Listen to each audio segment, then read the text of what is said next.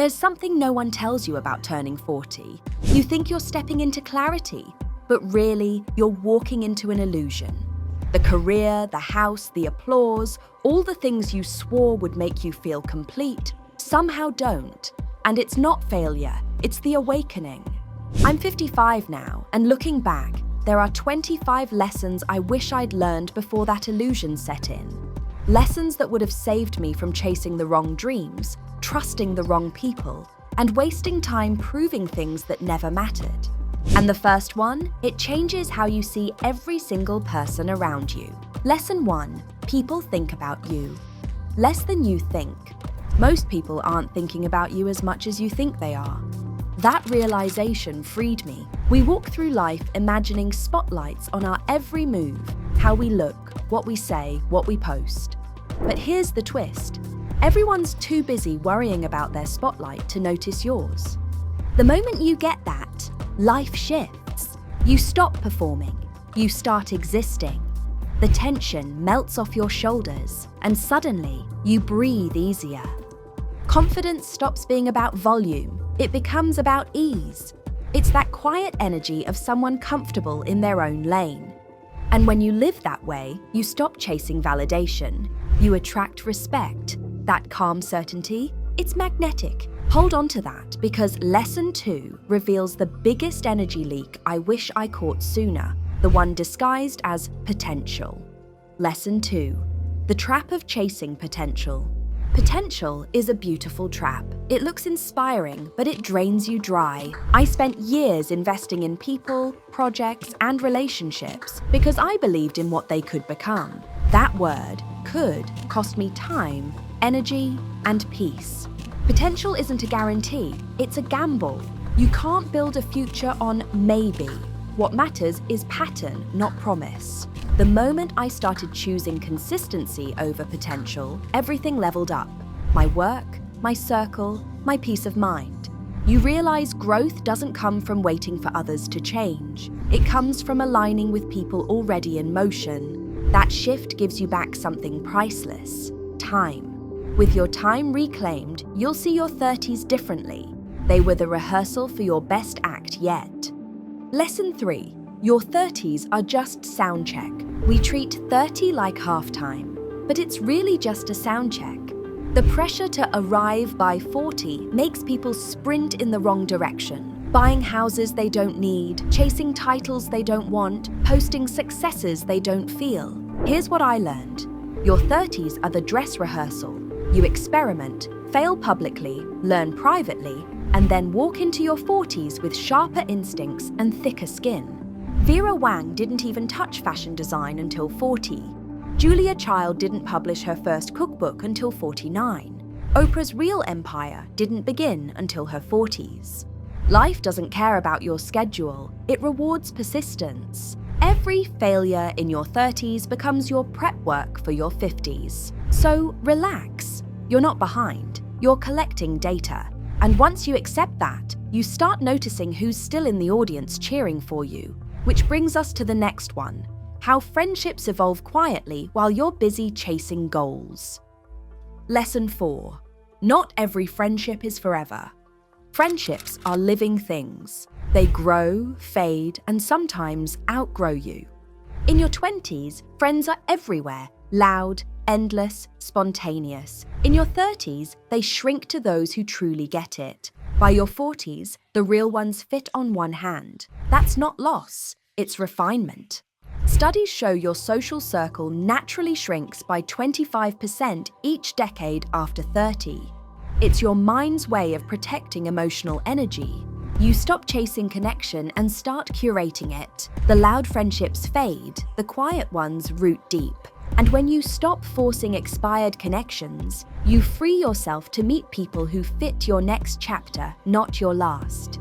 That space, the silence after letting go, becomes the soil where peace grows. And peace, as I learned next, is the most valuable status symbol of all. Lesson 5. Peace is the new luxury. Peace is the new luxury. Forget watches, cars, and labels. Calm is the ultimate currency. You can't buy it, you can only protect it. For years, I thought being busy meant being successful. Now, I measure success by how quiet my mornings are. When your schedule feels lighter, your thoughts feel richer. High performers I've met guard their rest like their revenue. They know rest creates clarity. It's not lazy, it's leverage. Sleep, solitude, stillness. Those aren't pauses, they're performance tools.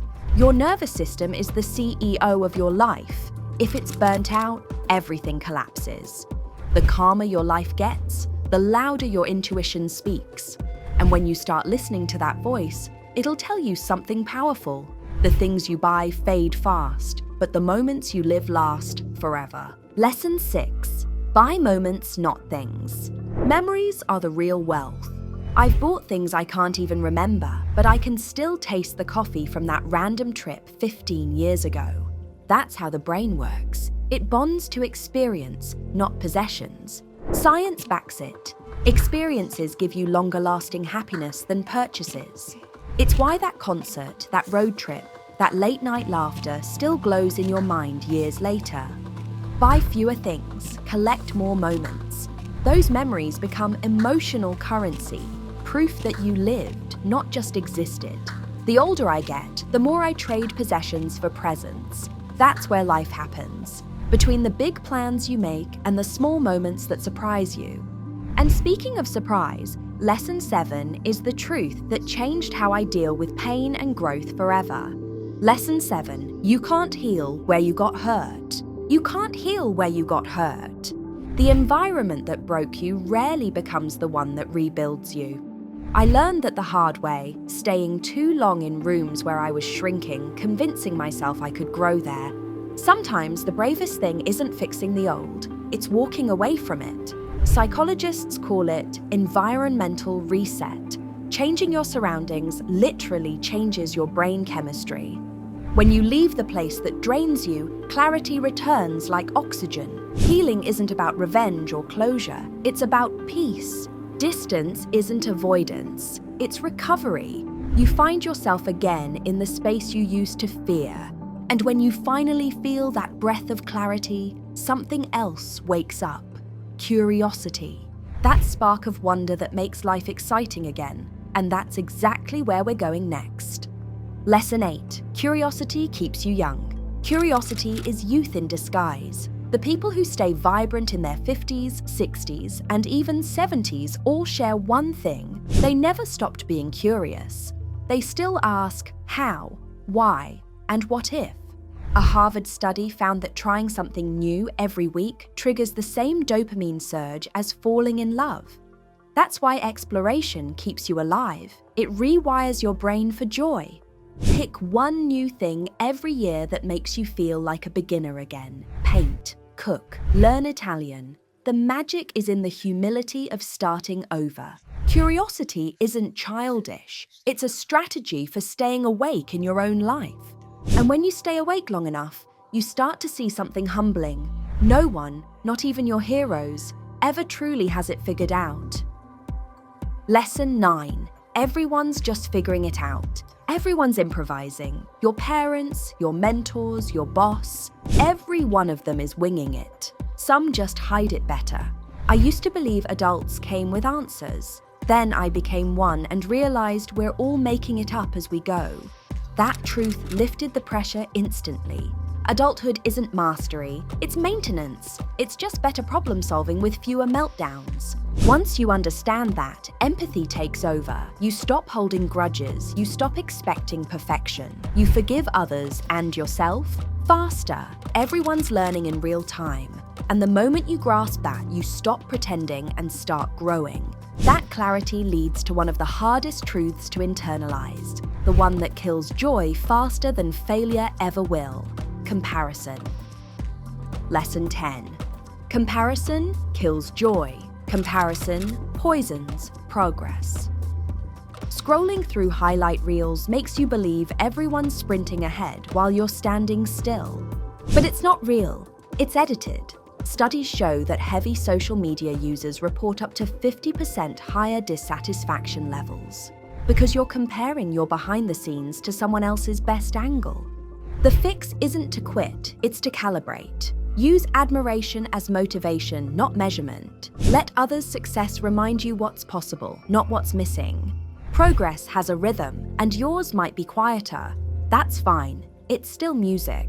When you stop competing, your focus returns. You see your own growth clearly again. And in that silence, something beautiful happens. You start enjoying your own company. Every one of these lessons was learned the hard way, through trial, loss, and rediscovery. But that's the beauty of getting older. Clarity replaces chaos. Life doesn't get easier, it gets sharper. You start seeing what truly matters: peace, connection, purpose, and curiosity. So, join the people rewriting what aging looks like. The ones building confidence, clarity, and timeless style. One smart decision at a time. Drop your favorite lesson below, and let's keep learning together. Because it's never too late to reinvent yourself. Not at 40, not at 55, not ever.